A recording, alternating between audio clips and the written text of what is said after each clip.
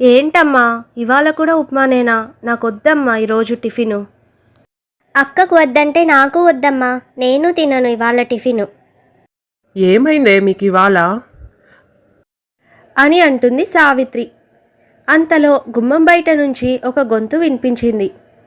స్వప్న, స్వప్న, స్వప్న, ఎలా ఉందే నా డ్రెస్ అంటూ వచ్చింది హాసిని.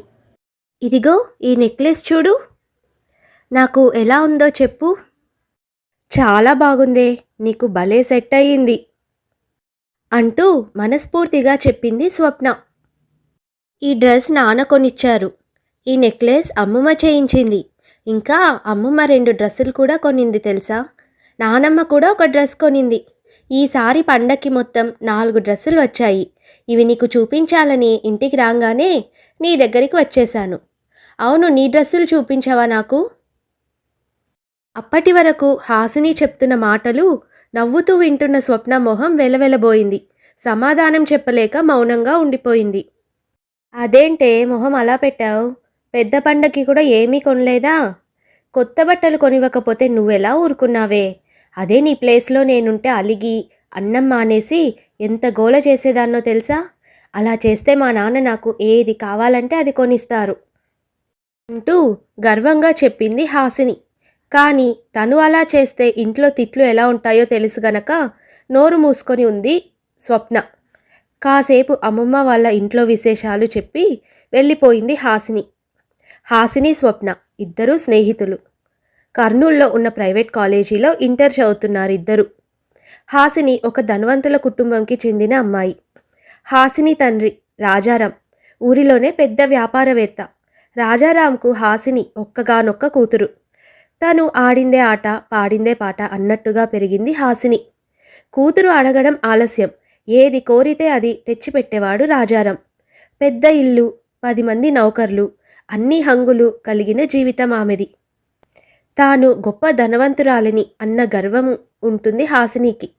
తన కింద పనిచేసే వాళ్లను అలాగే పేదవాళ్లను తక్కువ చేసి చూసేది. ఎప్పుడూ అవతలి వాళ్లను కించపరిచే ధోరణితో ఉండేది. అయినా ఆమె అందం, తెలివితేటలు, డబ్బులు చూసి అందరూ తనతో స్నేహం చేసేవారు. స్వప్న ఒక పేదింటి కుటుంబంకి చెందిన అమ్మాయి. ఆమె తండ్రి కేశవ రోజువారీ కూలి, తల్లి ఇంటి పట్టున ఉండేది. చిన్ననాటి నుంచే స్వప్నకు హాసినికి స్నేహం కుదిరింది. చుట్టూ తన స్థాయికి సమానమైన వాళ్ళు చాలామంది ఉన్నా అన్ని విధాలా తక్కువ స్థాయిలో ఉన్న స్వప్నతో స్నేహం కుదుర్చుకుంది హాసిని. స్వప్న దగ్గరైతే తన బట్టలు, నగలు అన్నిటి గురించి ఎంతసేపైనా చెప్పొచ్చు, ఎన్ని గొప్పలకైనా పోవచ్చు. హాసిని అవతలి వారి భావాలకు విలువ ఇచ్చే మనిషి కాదు. ఒకరోజు కాలేజీలో 2 రోజులు ఫీల్డ్ ట్రిప్ ఉంటుందని ప్రకటించారు. అందరూ తప్పకుండా హాజరు కావాలని ప్రిన్సిపల్ నుండి ఉత్తరం వచ్చింది. ఫీల్డ్ ట్రిప్ గురించి చెప్పడంతో హాసిని అలాగే తన స్నేహితులు, మిగిలిన అమ్మాయిలు అంతా ఎంతో ఉత్సాహంగా ఉన్నారు. హాసిని ఇలా అంటుంది. ఫీల్డ్ ట్రిప్కి అందరం కొత్త డ్రెస్సుల్లో వెళ్దామే, that's a very good idea అని అంటుంది హాసిని స్నేహితురాలు మీనాక్షి. అందరూ ఏకగ్రీవంగా సరే అనేశారు. ఇంటికి వెళ్ళాక ఏదో పోగొట్టుకున్నట్టు దిగులుగా కూర్చుంది స్వప్న. ఏమైంది స్వప్న, ఎందుకంత దిగులుగా కూర్చొనున్నావు? అని అంటుంది స్వప్న తల్లి సావిత్రి. ఏం లేదమ్మా, కాస్త తలనొప్పిగా ఉంది అంతే. నీ మొహం చూస్తుంటేనే అర్థం అవుతుంది లేవే, ఏదో జరిగిందని. ఏం జరిగిందో చెప్పు. అది కాదమ్మా, వచ్చే వారం ఫీల్డ్ ట్రిప్ ఉందని ప్రిన్సిపల్ గారు చెప్పారు. అందరూ కొత్త డ్రెస్సులు వేసుకొని వెళ్ళాలి అని క్లాసులో అందరూ డిసైడ్ అయ్యారు. నాకా కొత్త డ్రెస్సులు ఏవీ లేవు, పాతవి వేసుకుంటే అందరూ నన్ను చూసి నవ్వుతారు అంటూ బాధగా తన తల్లికి చెప్పుకుంటుంది స్వప్న. ఈసారి ఏం చెప్పి ఓదార్చాలో తెలియలేదు సావిత్రికి. వచ్చే ఏడాదికి వాళ్ళందరికన్నా మంచి డ్రెస్సులు కొందువులేమ్మా. ఈసారికి ఉన్న వాటిల్లోనే మంచి బట్టలు చూసి వేసుకొని వెళ్ళు. మళ్ళీ సంవత్సరంకి నేను కాలేజీలోనే ఉండను కదమ్మా. వచ్చే ఏడాదికంతా నా చదువు పూర్తయిపోతుంది. ఈ క్షణం నన్ను ఓదార్చడానికి ఏదో ఒకటి చెప్పకమ్మా అని కోపంగా బుక్స్ తీసుకొని మేడ మీదికి వెళ్ళిపోతుంది స్వప్న. చదవటానికి తీసిన పుస్తకాన్ని పక్కన పడేసింది. మనసంతా రకరకాల ఆలోచనలు. ఫీల్డ్ ట్రిప్కి వెళ్ళాలా వద్దా? కొత్త బట్టలు లేవు. పాత బట్టలలో వెళ్తే నలుగురు తనని చులకన చేస్తే వాళ్ళను ఎలా ఎదుర్కోవాలి అంటూ రకరకాలుగా ఆలోచిస్తూ ఉంది. దాదాపు గంటసేపు అలానే ఉండిపోయింది. తన తల్లి మీద అనవసరంగా అరిచినందుకు బాధపడింది. మనసులో ఇలా అనుకుంటుంది, నా తల్లిదండ్రులు కష్టపడి నన్ను చదివిస్తున్నారు. నా కోసం నాన్న ఎక్కువే కష్టపడుతున్నారు. కానీ నేనేం చేశాను? అనవసరంగా అమ్మ మీద కోపడ్డాను అనుకొని బాధపడుతుంది స్వప్న. ఇంతలో కేశవ ఇంటికి వచ్చాడు. సావిత్రి జరిగినదంతా కేశవతో చెప్తుంది. నా కూతురికి బంగారు నగలు ఎలాగో కొనలేను, కనీసం చిన్న సరదాలు కూడా తీర్చలేకపోతున్నాను. అని బాధపడతాడు కేశవ. కేశవాది చాలి చాలని జీతం. అయినా పిల్లలను చదివించడానికి ఎంతో కష్టపడుతున్నాడు.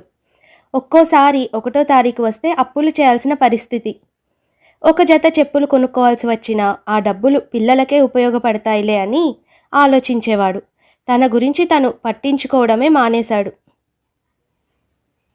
అలా 4 రోజులు గడిచాయి. స్వప్న సావిత్రితో ఇలా అంటుంది, అమ్మా, ఇవాళ మా కాలేజ్ వాళ్ళంతా ఫీల్డ్ ట్రిప్కి వెళ్తున్నారు. నాకు వెళ్ళాలని లేదమ్మా, నేను ఇంట్లోనే ఉండిపోతాను. మళ్ళీ ఒకసారి ఆలోచించమ్మా. అక్కడ ఏవైనా ఉపయోగపడేవి తెలుసుకోవచ్చు కదా. అబ్బా, అదేముందిలేమ్మా, నేను నా ఫ్రెండ్ పద్మాని అడిగి తెలుసుకుంటానులే. ఇవాళైతే నేను వెళ్ళను అంటూ గదిలోకి వెళ్ళిపోతుంది స్వప్న. ఆ మరునాడు తను ఫీల్డ్ ట్రిప్కి వెళ్ళకపోవడానికి కారణం తెలిసి కూడా హాసిని స్వప్నను 1కి 2 సార్లు అడగడం, అదేదో పెద్ద బ్రేకింగ్ న్యూస్లా అందరికీ చెప్పడం మొదలుపెట్టింది. అది చూసి పాపం స్వప్న ఎంతో బాధపడింది. అలా కొంతకాలం గడిచింది. ఒకరోజు కాలేజ్ నుండి దిగులుగా ఇంటికి వచ్చిన స్వప్నను చూసి సావిత్రి ఇలా అంటుంది, ఏమ్మా, ఎగ్జామ్ రిజల్ట్స్ వచ్చాయా? వచ్చాయమ్మా. ఈసారి క్లాస్ ఫస్ట్ ఎవరొచ్చారమ్మా? ఇంకెవరమ్మా, హాసినీనే. టాప్ 5లో కూడా నేను లేను అంటూ కళ్ళల్లో నీళ్లు పెట్టుకుంది స్వప్న. పోనీలే, బాగా కష్టపడి ఈసారి పరీక్షల్లో మంచి మార్కులు తెచ్చుకుందులే అంటూ కూతుర్ని ఓదార్చింది సావిత్రి. అప్పుడు స్వప్న ఇలా అంటుంది, అమ్మా, నువ్వెప్పుడు అన్నిటికీ దేవుడున్నాడు అని అంటుంటావు కదా, కానీ దేవుడనేవాడుంటే మరీ ఇంత స్వార్థం చూపిస్తాడా అమ్మా? చదువు, ఆస్తి, అందం అన్నీ ఒకరికే ఇస్తాడా? అసలు అదేం సమానత్వం? చూడు స్వప్న, నేను ఇప్పటికీ అదే చెప్తాను. దేవుడి మీద నమ్మకం ఉంచి నీ ప్రయత్నం నువ్వు చెయ్యి. కష్టపడితే ఈ రోజు కాకపోయినా ఎప్పటికైనా నీకు ఫలితం దక్కుతుంది అంటూ కూతుర్ని ఓదారుస్తుంది సావిత్రి. ఆ సంవత్సరమంతా అలానే గడిచిపోయింది. ఇంటర్ తర్వాత షార్ట్ టర్మ్ కోచింగ్ తీసుకొని మంచి ర్యాంక్ రావడంతో హాసిని పట్నం వెళ్ళి ఇంజనీరింగ్లో జాయిన్ అయింది. స్వప్నకి అనుకున్న ర్యాంక్ రాలేదు. అందుకని అక్కడే ఉన్న ఊరిలోనే డిగ్రీలో జాయిన్ అయింది. ఊరు మారినా హాసిని స్వప్నను పూర్తిగా వదల్లేదు. అంతకుముందులా స్వప్న ఇంటికి గంటలు గంటలు వెళ్ళడం కుదిరేది కాదు. అందుకని పట్నం విశేషాలు, కాలేజ్ విషయాల గురించి సెలవులు వచ్చినప్పుడల్లా చెప్పి స్వప్న తలంతా నింపేస్తూ ఉండేది. హాసిని అలా చెప్పే కొద్దీ స్వప్నలో తనకు తెలియకుండానే హాసినిపై అసూయ పెరిగిపోయింది. ఇంట్లో వాళ్లతో ఎప్పుడూ ముభావంగా ఉండేది. అప్పటికి అలా ఆలోచించకూడదని సావిత్రి చాలాసార్లు చెప్పింది. అలా కొంతకాలం గడిచింది. ఇంజనీరింగ్ ఫైనల్ ఇయర్ అయిపోగానే మంచి సంబంధం వచ్చిందని పెళ్లి ఫిక్స్ చేయటంతో రాహుల్ అనే వ్యక్తిని పెళ్లి చేసుకుంది హాసిని. రాహుల్ గురించి, అతని జాబ్, ఆస్తులు, పెళ్లి కబుర్లు అన్నీ వరుస పెట్టి చెప్పాలని ఎన్నోసార్లు ఫోన్ చేసినా స్వప్న తీయలేదు. అవన్నీ విని మరింత బాధపడటం, తన మీద మరింత అసూయ పెంచుకోవటం ఎందుకు అని అనుకుంది స్వప్న. పెళ్ళైన కొన్నాళ్లకు రాహుల్తో అమెరికాకు వెళ్ళిపోయింది హాసిని. మ్యారీడ్ లైఫ్లో పడి బిజీ అయిపోయింది. అలా కొన్ని సంవత్సరాలు గడిచాయి. ఒకరోజు ఒక 5 స్టార్ హోటల్లో పెద్ద పెద్ద ఉద్యోగస్తులు తమ కుటుంబాలతో హాజరై పార్టీ జరుపుకుంటూ ఉన్నారు. హాసిని అంటూ వినపడిన గొంతుకు తల తిప్పింది హాసిని. ఎదురుగా స్వప్న. దాదాపు 6 సంవత్సరాలు అవుతుంది. అన్నాళ్ల తర్వాత పాత స్నేహితురాలు కనపడటమే చిత్రంగా ఉంటే, ఎప్పుడూ తనను తప్పుకొని తిరిగే స్వప్న తనంతట తానే వచ్చి పలకరించటం ఇంకా విచిత్రంగా అనిపించింది హాసినికి. హాయ్, ఎలా ఉన్నావు హాసిని అని పలకరిస్తుంది స్వప్న. ఇది రాహుల్ ఇండియాలో కొత్త బ్రాంచ్ ఓపెన్ చేస్తున్నందుకు ఇస్తున్న ట్రీట్. ఇక్కడికి తనేలా అని మనసులో అనుకుంటుంది హాసిని. పైకి మాత్రం ఇలా అంటుంది, హే స్వప్న, ఓ మై గాడ్, నువ్వేనా ఇది? చేతిలో ఐఫోన్, మెడలో మెరుస్తున్న diamond chain, branded hand bag. హాసినిని చూస్తే విదేశాల నుంచి వచ్చినట్టు ఎవరికైనా అర్థమైపోతుంది. అవును హాసిని, చాలా రోజులైంది చూసి. ఎలా ఉన్నావు? ఇండియా ఎప్పుడొచ్చావు? నాకేంటే చెప్పు, ఐఎమ్ ఆల్వేస్ సూపర్బ్. ఇప్పుడు పిల్లలకు సమ్మర్ హాలిడేస్ కదా, సో చేంజ్ కోసం ఇండియాకి వచ్చాం. లేదంటే అక్కడ పిల్లలు, స్కూల్, ఇల్లు, ఫ్రెండ్స్, షాపింగ్ అంటూ ఎప్పుడూ బిజీగానే ఉంటాము. రాహుల్ ఎప్పుడు బిజినెస్ ట్రిప్స్తో బిజీగా ఉంటాడు. అందుకే ఇప్పటి వరకు ఇండియా రావటానికి కుదరలేదు. నువ్వేమయ్యావు అసలు? ఇక్కడే ఉంటున్నావా ఇంకా? అవును హాసిని, ఇక్కడే. నేను ఓ డిజైన్ ఫర్మ్లో లీడ్ డిజైనర్గా వర్క్ చేస్తున్నాను. స్టార్టప్తో కలిసి కొత్త ప్రాజెక్ట్ లాంచ్ చేశాం. ఇప్పుడిప్పుడే వర్క్ విస్తరిస్తోంది. అమెరికా, ఆస్ట్రేలియా నుంచి కూడా క్లయింట్స్ వస్తున్నారు. స్వప్న చెప్పిన మాటలకు ఒక్కసారిగా తల తిరిగిపోయింది హాసినికి. ఎంసెట్లో మంచి ర్యాంకు కూడా రాని స్వప్న ఇప్పుడు డిజైనర్ లెవెల్కి ఎదిగిపోయిందా? ఇది ఎలా సాధ్యం అని ఆశ్చర్యపడుతుంది హాసిని. పైకి మాత్రం ఇలా అంటుంది, వావ్, గ్రేట్, చాలా బాగా ఎదిగావు స్వప్న. ఒంటరిగానే ఉన్నావా? ఫ్యామిలీ లైఫ్ ప్లాన్ ఇంకా లేదా? అంతలో ఒక వ్యక్తి అటుగా వచ్చాడు. తనే Bharat. Meet my husband Bharat అంటూ స్వప్న భర్తను హాసినికి పరిచయం చేస్తుంది. అంతలో రాహుల్ కూడా అక్కడికి వచ్చాడు. అవును హాసిని, నీకు తనని ఇంట్రొడ్యూస్ చేయలేదు కదా. అతను నా బిజినెస్ పార్ట్నర్ అండ్ మనం ఇక్కడ ఓపెన్ చేసే బ్రాంచ్కి మేనేజింగ్ హెడ్ కూడా. తన పేరు భరత్. తన మిస్సెస్ స్వప్న. ఒక పెద్ద ఎంఎన్సీలో తను డిజైనర్గా చేస్తుంది. వరుసగా తగిలిన షాకులకి అయోమయంగా ఉంది హాసినికి. అంతలో స్వప్న ఇలా అంటుంది, రాహుల్ గారు, నేను హాసిని ఇద్దరం కాలేజ్ ఫ్రెండ్స్ అని నవ్వుతూ చెప్తున్న స్వప్న మొహంలో ఇది వరకెప్పుడు కనిపించినంత ఆత్మవిశ్వాసం కనిపించింది. ఓ దట్స్ నైస్, అయితే ఇప్పుడు మనం ఫ్యామిలీ ఫ్రెండ్స్ అయిపోయామన్నమాట. అని అంటాడు రాహుల్. అప్పుడు భరత్ ఇలా అంటాడు, సో ఎలాగో ఫ్యామిలీ ఫ్రెండ్స్ అయిపోయాం కాబట్టి రాహుల్, మీరు హాసిని గారిని తీసుకొని ఒకరోజు మా ఇంటికి లంచ్కి తప్పకుండా రావాలి. ష్యూర్, మేము యుఎస్కి రిటర్న్ అయ్యేలోపు మళ్ళీ అందరం ఒకసారి తప్పకుండా కలుద్దాం అని అంటాడు రాహుల్. కాసేపటికి పార్టీ ముగించుకొని అందరూ అక్కడి నుంచి వెళ్ళిపోతారు. ఇంటికి వెళ్ళాక కూడా స్వప్న గురించే ఆలోచిస్తూ ఉంటుంది హాసిని. స్వప్న ఈ స్థాయికి రావడం ఏంటి? నాకు అసలు నమ్మాలని అనిపించట్లేదు. చదువుకుంటున్న రోజుల్లో క్లాసులో ఎప్పుడూ నేనే ఫస్ట్ వచ్చేదాన్ని. అదేమో ఎప్పుడూ యావరేజ్ స్టూడెంట్గానే ఉండేది.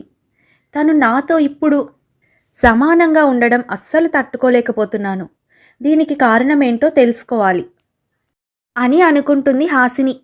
అనుకున్నట్టే ఉదయానికల్లా స్వప్న వివరాలన్నీ సేకరించింది. డిగ్రీ పూర్తయ్యాక సిటీకి వచ్చి డిజైనర్ కోర్స్ చేసిందట. తర్వాత ఒక కంపెనీలో ఇంటర్వ్యూ అటెండ్ అయ్యి జాబ్ సాధించింది. 1 ఇయర్కే జాబ్ కూడా పర్మనెంట్ అయింది. అదే సమయంలోనే భరత్తో పరిచయం ఏర్పడింది. భరత్ని పెళ్లి చేసుకొని 2 ఏళ్ళు అవుతుంది.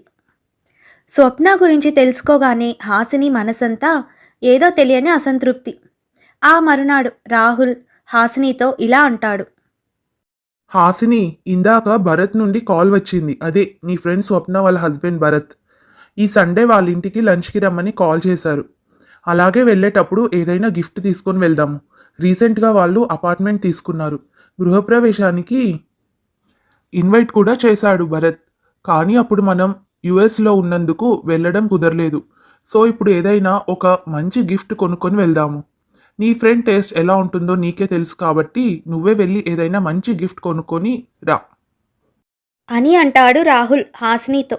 అప్పుడు హాసిని మనసులో ఇలా అనుకుంటుంది, ఏదైనా కాస్ట్లీ గిఫ్ట్ కొనుక్కొని వెళ్ళాలి, దానికి నా రేంజ్ ఏంటో తెలిసేలా చేయాలి అని అనుకుంటుంది. ఆదివారం ఉదయాన్నే ఇంటి ముందు దిగిన హాసినిని రాహుల్ని చూసి వెల్కమ్ వెల్కమ్ అని నవ్వుతూ ఆహ్వానించింది స్వప్న. రాహుల్ భరత్ హాల్లో కూర్చొని మాట్లాడుకుంటూ ఉన్నారు. స్వప్న హాసినికి ఇల్లంతా చూపిస్తూ ఉంది. స్వప్నాది పెద్ద గేటెడ్ కమ్యూనిటీలో డబుల్ బెడ్రూమ్ ఫ్లాట్. బాగానే ఉంది అపార్ట్మెంటు, కానీ మాలా ఇండిపెండెంట్ హౌస్ కాదు. అబ్బా, లివింగ్ ఏరియా కూడా చాలా తక్కువే ఉందే. ఇంట్లో ఫర్నిచర్ కూడా చాలా సింపుల్గా ఉందేంటి. ఒకసారి మా ఇంటికి రా, నువ్వు మా ఇల్లు చూస్తే షాక్ అయిపోతావు. 3 ఫ్లోర్ల డూప్లెక్స్ ఉంది ఇక్కడ మాకు సిటీలో. మళ్ళీ మొదలు పెట్టావా నీ డబ్బు పురాణం అని మనసులో అనుకుంటుంది స్వప్న. పైకి ఇలా అంటుంది, ఎంత సంపాదిస్తున్నా నేను అవసరానికి మించి ఖర్చు చేయను హాసిని. డబ్బు విలువ నాకు బాగా తెలుసు. అయినా నీ ఇల్లు అంటున్నావు ఇందాక నుంచి, అది నీ సొంతమేనా? అంటే ఏంటే నీ ఉద్దేశం? అద్దిల్లుని నా సొంత ఇల్లు అని చెప్పుకుంటాను అనుకుంటున్నావా? నేను అనేది అది కాదు, ఇల్లు అంకుల్ కట్టించారా లేక రాహుల్ కొన్నాడా అని. రాహుల్ కొన్నాడు. ఇది నా ఇల్లు. నేను భరత్ జాయింట్ లోన్ పెట్టి తీసుకున్నాము. సగం పైనే లోన్ నేను సంపాదించి కడుతున్నాను. నీలో చాలా చేంజ్ వచ్చింది స్వప్న, కానీ ఈగోనే ఎక్కువైంది కొద్దిగా. ఈగో కాదు హాసిని, ఇది నన్ను నేను నమ్ముకున్న ఫలితం.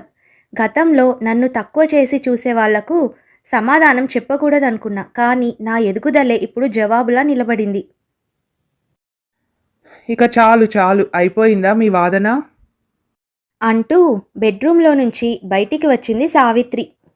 బాగున్నారా ఆంటీ అంటూ పలకరించింది హాసిని. ఏంటి స్వప్న, ఇంటికొచ్చిన ఫ్రెండ్తో ఇలాగైనా మాట్లాడేది? నేనేం మొదలు పెట్టలేదమ్మా, అదే రాగానే స్టార్ట్ చేసింది. చిన్నప్పటి నుంచి అలవాటైపోయిందిలే నాకు. నేను మామూలుగానే అన్నాను ఆంటీ, కానీ మీ కూతురే చూడండి నా ఇల్లు నాది కాదంటుంది అని ఉక్రోషంగా అంది హాసిని. సరే సరే, మీరందరూ వెళ్ళి కూర్చోండి, నేను మీకందరికీ కాఫీ కలుపుకొని వస్తాను అంటూ వంటగదిలోకి వెళ్ళింది సావిత్రి. అయినా నువ్వంటే కష్టపడి జాబ్ చేయాలి, నాకు జాబ్ చేసే ఇంట్రెస్ట్ లేదులే. ఆ జీతం కోసం రోజంతా వాళ్ళు చెప్పిన చాకరీ చేస్తూ ఉండాలి. మరి అంత కష్టపడి ఎందుకు చదివావు హాసిని?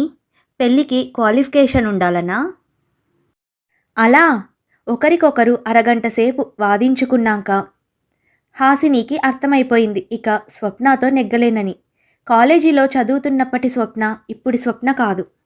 అన్నిటికీ ప్రిపేర్ అయినట్టు సమాధానాలు రెడీగా ఉన్నాయి. అప్పుడు నోటి నుండి మాటే బయటికి వచ్చేది కాదు.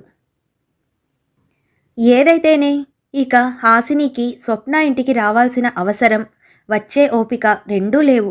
స్వప్న ఇప్పుడు గంగిరెద్దులా తను చెప్పిన మాటలకు తల ఊపదు. అయినా అది అన్నీ కష్టపడి కొనుక్కోవాలి.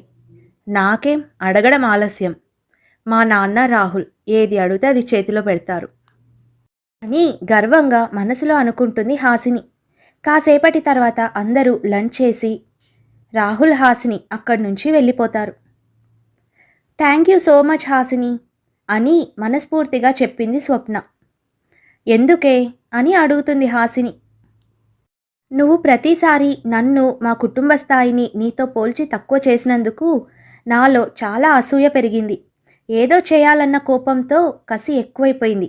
లేకుంటే యావరేజ్ స్టూడెంట్గా ఉండే నేను ఇంత సాధించేదాన్నా? ఏంటే నువ్వు చెప్పేది? నా మీద అసూయతో ఇదంతా సాధించావా? అవును, మా అమ్మా నాన్న మాటల కంటే నీ మాటలే నన్ను ఎక్కువ కష్టపడేలా చేశాయి. నిన్ను తలుచుకున్నప్పుడంతా మరింత ఎక్కువగా కష్టపడ్డాను. స్వప్న అన్న మాటలకు హాసిని మైండ్ మొత్తం బ్లాక్ అయిపోయింది. అక్కడి నుంచి మారు మాట్లాడకుండా వెళ్ళిపోయింది. ఇక చాలు స్వప్న, ఈ అసూయ ఈర్ష్య మనిషిని పతనం చేస్తాయి. తను ఏదో చేసింది, నువ్వు తనకి సమాధానం చెప్పేశావు, ఇక వదిలేయి. తను జాబ్ చేయడం లేదని, సంపాదన లేదని అలా తక్కువ చేసి మాట్లాడకూడదు. అదేం లేదమ్మా, తనను తక్కువ చేయాలని నా ఉద్దేశం కాదు. నాకు ఎప్పుడూ అలా ఆలోచన కూడా లేదు. నేను కూడా తనతో సమానమని మాత్రమే చూపించాలి అనుకున్నా. తను తన కుటుంబం తప్ప మిగిలిన వారంతా పనికిరాని వాళ్ళు అన్న భావన వదిలేయాలని అలా మాట్లాడాను. ఎవరినైనా బాధ పెట్టి తక్కువ చేసి మాట్లాడే హక్కు లేదని తనకు తెలియచేయాలి అని అనుకున్నాను, అంతే. అలాగా? అయితే నీ సక్సెస్‌కి కారణం మేమెవ్వరం కాదనమాట. నీ స్నేహితురాలు హాసినినేనా అయితే? అది మాత్రం కరెక్ట్ అమ్మా అని అంటుంది స్వప్న. కథ సమాప్తం. ఇది ఇవాల్టి కథ. ఈ కథ మీకు నచ్చినట్టయితే తప్పకుండా లైక్ చేయండి, షేర్ చేయండి. అలాగే ఇలాంటి మరిన్ని మంచి కథలు వినడానికి మన ఛానల్ని సబ్స్క్రైబ్ చేసుకోండి. మరొక మంచి కథతో మళ్ళీ కలుసుకుందాం.